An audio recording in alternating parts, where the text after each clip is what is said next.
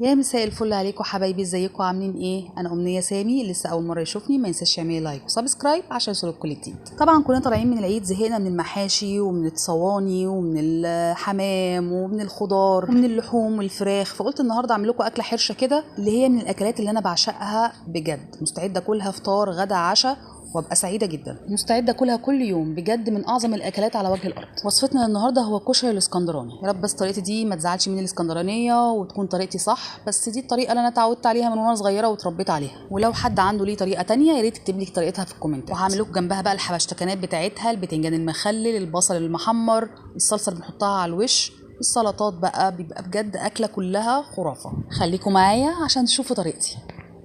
اول حاجه مكونات الكشري بتاعتنا، انا هعمل كوبايه عدس واكون مجهزه البصل بتاعي اللي انا هحمره اللي هحطه على الوش. اول حاجه هجيب الحله اللي هعمل فيها الكشري، بحط فيها حوالي معلقتين او 3 معالق زيت كبار. بعدين بنزل بالبصله اللي مقطعها رفيع عشان احمرها في الزيت. علشان تخلوا البصله تتحمر وتبقى مقرمشه لاخر وقت، مش لازم تعفروها بالدقيق زي ما بتعملوا انتوا، بس هتقطعوها في قطعه الشيبسي رفيع جدا، او عندكم لو قطعه البطاطس. المهم تقطعوها زي تقطيعه الشيبسي بالظبط، تطلع مقرمشه وتفضل معاكم وقت طويل مقرمشه. كده وصلت اللون اللي انا عايزاه، هبدا بقى اطلعها واسيبها على مناديل عشان تنشف الزيت اللي فيها، او على مصفى. بس ما تخافوش لو حطوها على مناديل مش هتطرى خالص، هي خلاص طالما اتقطعت زي تقطيعه الشيبسي هتفضل مقرمشه حتى لو حطيتوها على مناديل.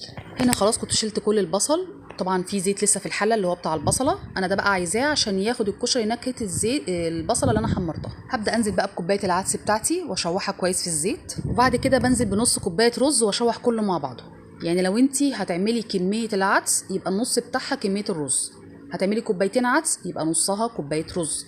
انا دلوقتي عامله كوبايه واحده عدس فهحط نصها اللي هي نص كوبايه من الرز، يعني كده الرز بيبقى نص كميه العدس. وابدا بقى اشوحهم كلهم مع بعض كويس لحد ما كل حبايه رز وعدس شربت من الزيت وتبقى مغلفه بالزيت، مش هيطلع مفلفل. هنا الميه بقى بنغطيها تبقى بالظبط على الكشري، عكس الرز لما نيجي نطبخ الرز بيبقى فيه حوالي عقله صباع اعلى شويه الميه علشان يطلع مفلفل، لان العدس ما بيحتاجش كميه ميه كتير. يعني مثلا انا كده استهلكت حوالي كوبايه ونص رز على العدس، هتحط حوالي مثلا كوبايه ميه او كوبايه وربع.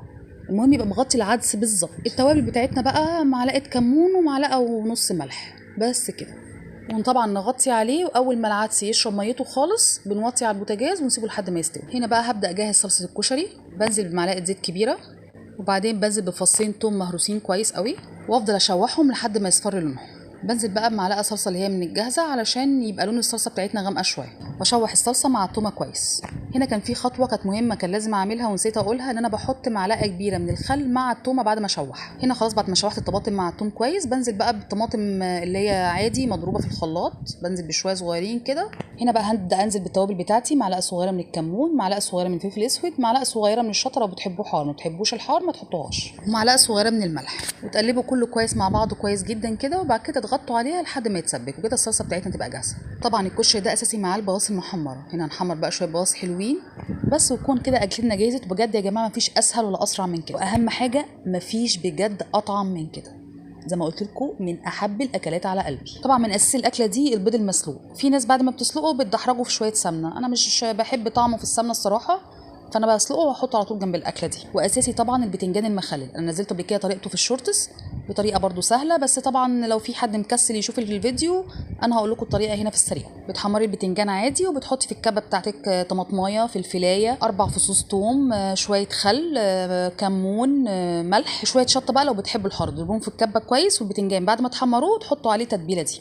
وزي ما انتم شايفين كده البتنجان بيبقى شكله حلو وطعمه كمان يا جماعه بيبقى رهيب. وزي ما انتم شايفين حاطط البصل بتاعي على الوش، وزي ما قلت لكم مقرمش زي ما هو. طبعا بنعمل جنبها شويه سلطه خضراء، واهم حاجه في السلطه بتاعتنا بيبقى فيها شويه بصل عشان تبقى اكله بقى ايه يعني دمار. حطي بقى حته بيضايه على شويه الرز على شويه صلصه والبتنجانيه كده فوقيهم، اكله خرافه. وبكده تكون وصفتنا النهارده خلصت. ولو عجبتكم ما تنسوش تعملوا لايك لان ده بيفرق معايا كتير، ومستنيه كومنتاتكم لان ده بيشجعني انزل لكم فيديوهات اكتر واكتر. اللي بيتفرج عليا لحد دلوقتي ولسه ما عملش اشتراك في القناه يا ريت يعمل لي سبسكرايب عشان يوصلك كل جديد. واستنوني ان شاء الله المره الجايه في اكله جديده ووصفه جديده. سلام.